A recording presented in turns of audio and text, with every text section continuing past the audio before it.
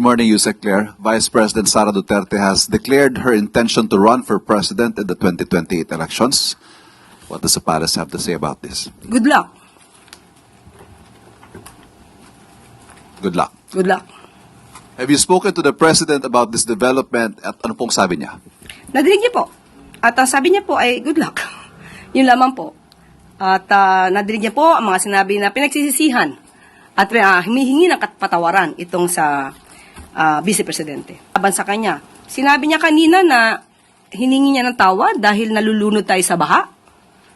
Pero tandaan po natin, ilan po bang flood control projects merong itinatag?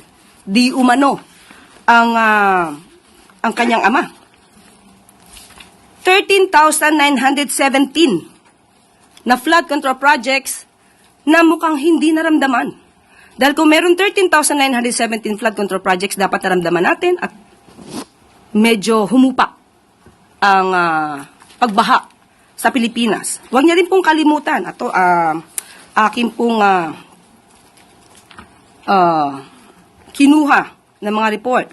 2016, meron pong local lane na bagyo na Nina na nagdulot din ng pagbaha. 2017, Orduha.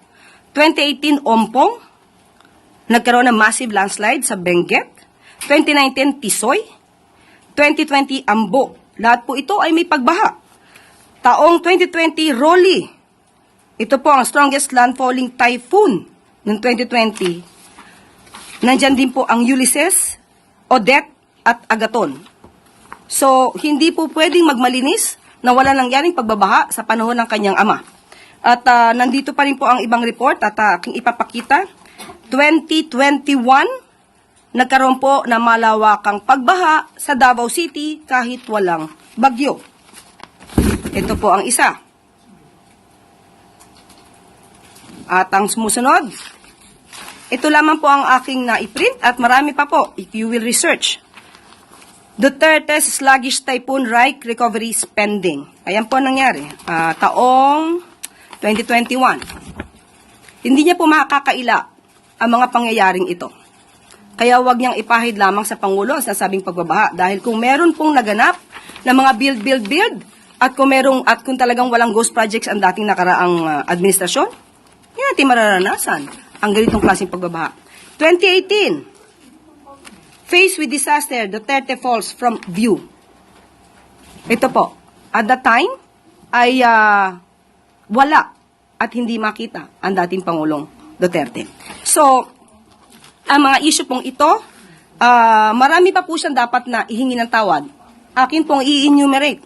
At mukhang nakalimutan niya itong ihingi ng tawad. Una po, mas dapat niyang inunang humingi ng tawad sa taong bayan, lalong-lalo na sa mga biktima ng EJK.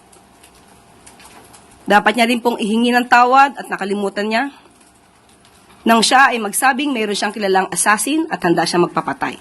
At ang assassin na to ay nag-agree or sumang-ayon sa kanyang plano.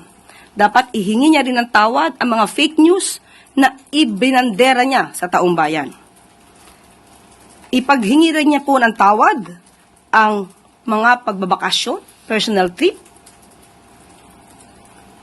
At itong taon na 2025 ay gumastos ng 7 million, if I'm not mistaken, 2025, gumastos ng 7 million for the staff and the security for her personal trips. Dapat po rin niyang ihingi ng tawad nang tinanggap niya ang pagiging sekretary ng DepEd kahit inamin niya na wala siyang kaalam-alam sa pagiging sekretary ng DepEd. At pati ang matatag curriculum ay hindi niya na-review dahil inamin niyang wala siyang alam. Malaking kasalanan po yan sa taong bayan. At dapat din po niyang ihingi ng tawad ang puro paninira. Instead na siya ay magtrabaho at tumulong sa gobyerno. Matatandaan niyo siguro na sinabi niyang siya ay may alam di umano na mapababa ang presyo ng bigas. Pero hindi niya gagawin dahil wala siyang balak tulungan ang Pangulo. Iyan po ay isang kasalanan sa bayan na dapat niyang ihingi ng tawad. ihingi niya na rin po ng tawad yung mga fake na student vouchers na ngayon ay sabi ng DepEd ay umaabot na sa halagang 200 million pesos. Ihingi niya na rin po ng tawad ang mga panis at nabubulok na pagkain na i-deliver sa mga mag-aaral natin. Pati po yung mga missing school materials na hindi na-deliver sa mga estudyante. Ilan lamang po yan sa dapat niyang ihingi ng tawad sa bayan. Yusek, Senator Risa recently said that the opposition isn't sure yet whether they would need to form an alliance with the president's camp to slay the vice president's candidacy in 2028. Is the administration open to the idea of forming an alliance with the opposition? Hindi po napag-uusapan. Sa ngayon, hindi pa po yan napag-uusapan. Meron nga po tayong kasabihan at ito'y nabanggit ko na.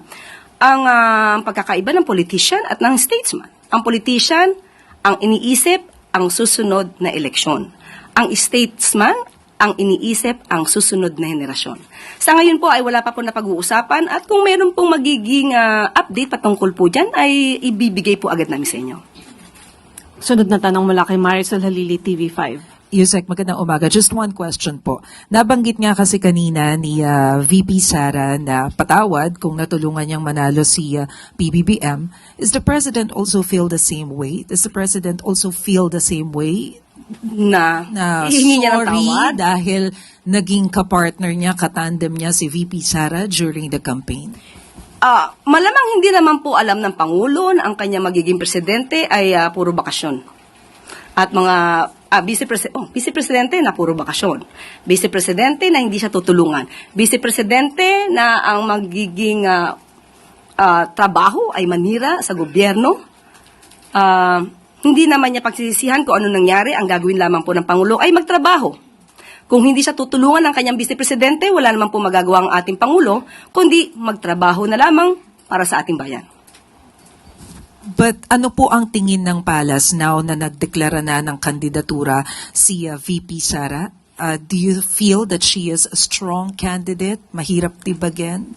How does the administration feel about it? Wala po nararamdaman ng palasyo patungkol dyan. Depende na po sa tao kung paano nilang susuriin ang mga kandidato.